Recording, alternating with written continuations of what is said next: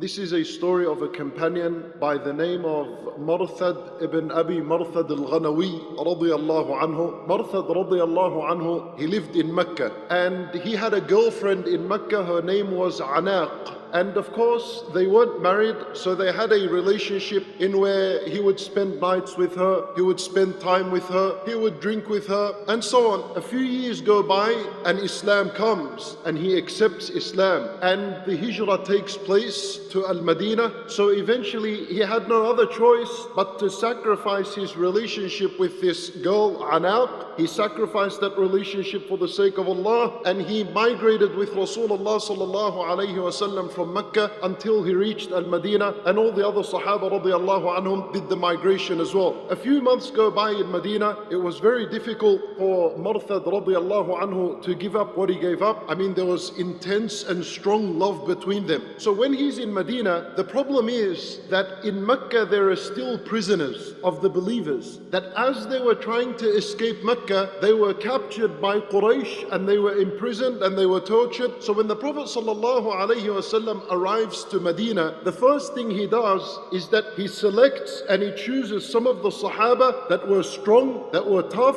and he chose them so that he sends them back to Mecca so they can go into Mecca and free the prisoners of the believers and get them out of trouble. So he, Nabi Sallallahu Alaihi Wasallam, is choosing some Sahaba and he chooses from among them Marthad al-Ghanawi radiyallahu anhu. Marthad was a tough man, he was strong. He's selected for this mission to go and free some of his brothers that are still trapped in Mecca. So now he narrates the story and he says, I left Medina and I began to approach Mecca. It was a full moon's night, so it was a bright night. I went until I reached one of the walls of Mecca, and he stuck himself to the wall because obviously he doesn't want to be found and he doesn't want to be seen, and he began to walk alongside this wall. And he says, as I'm walking, I see Anaq. She saw me and she said, Marthad. She recognized him from his shadow. Marthad, is that you? And he kept quiet, he didn't say anything. She said again, Marthad. And now this time he gave in and he said, yeah, it's me. So then she said to him, oh, welcome. She's remembering the old days she had with Marthad radiyallahu anhu. So she said to him, come tonight, come over and let's sleep over my place tonight. So without hesitation, radiyallahu anhu, he stood right in front of her and he said, Ya Anaq, Allah Azza wa Jal has made zina, has made adultery impermissible. It's haram. I'm in a different religion and things are very different here. That is absolutely incorrect for me to pursue with you and go home tonight. So she, being a disbeliever, she's got no idea what this halal and haram is and what this zina is. So she's confused.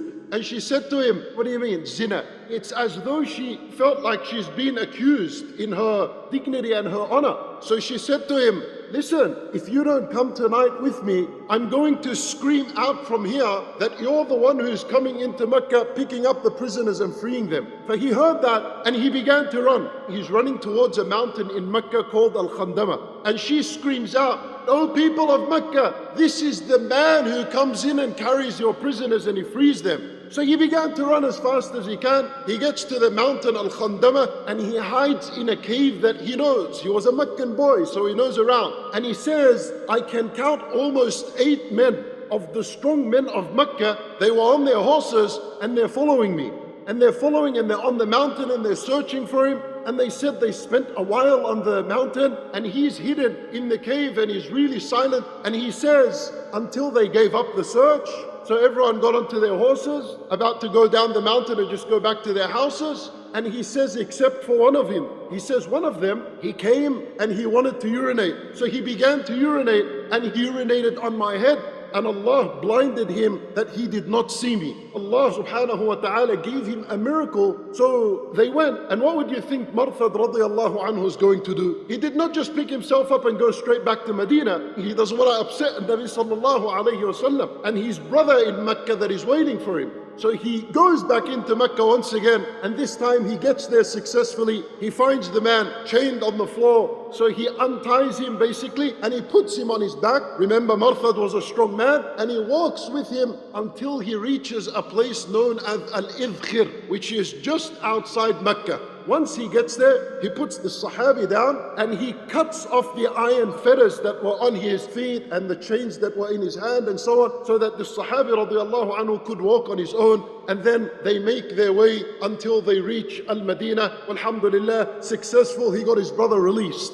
And the next day, he comes to Nabi sallallahu alayhi wasallam. He's going to ask him a question. You wouldn't even imagine he's going to ask this question. He says to him, Ya Rasulullah, please give me permission that I go back to Mecca and get married to my ex, my girlfriend, Anaq. Give me permission to go. And by the way, she almost killed him.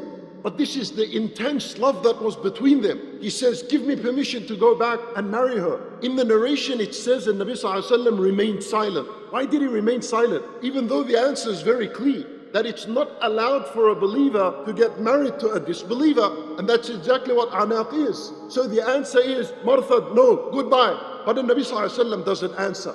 And Nabi sallallahu alayhi wa sallam was feeling what Marthad radiallahu anhu was going through. It's not easy. He loved the girl. And so just to dismiss him and just give him a bold answer, look, it's haram, just go. He's not going to swallow that really easy. And he's going to remain hurt all his life. When Nabi sallallahu alayhi wa sallam, he acknowledges this sensitive situation. Someone has loved the girl for all his life in Mecca and he spent most of the time with her. And he's coming to you for direction. How are you going to answer this situation? Very sensitive. It was so sensitive that Allah Azza wa Jal sends down an ayah from above 7 heavens to treat this case of Marthad radiallahu anhu. الزاني لا ينكح إلا زانية أو مشركة والزانية لا ينكحها إلا زان أو مشرك وحرم ذلك على المؤمنين. Nabi sallallahu alayhi wa sallam received this wahi. He gets up and he faces Marthad and he says to him, Marthad, Allah has just revealed the adulterer shall not marry anyone except an adulteress or a disbeliever, and the adulteress shall not get married to anyone except an adulterer or a disbeliever, and Allah has made this impermissible upon the believers. Don't get married to her, O Marthad. Marthad radiallahu anhu listens to this ayah and he listens to the advice of Rasulullah sallallahu alaihi wasallam, and he gets up and he is so happy and he is full of pleasure and contentment from the inside. You know why? Because Allah declared him from among the mu'mineen. Allah said, وَحُرِّمَ ذَلِكَ عَلَى الْمُؤْمِنِينَ. Ya Marthad, you're from the mu'mineen and you're not supposed to do that. He gets up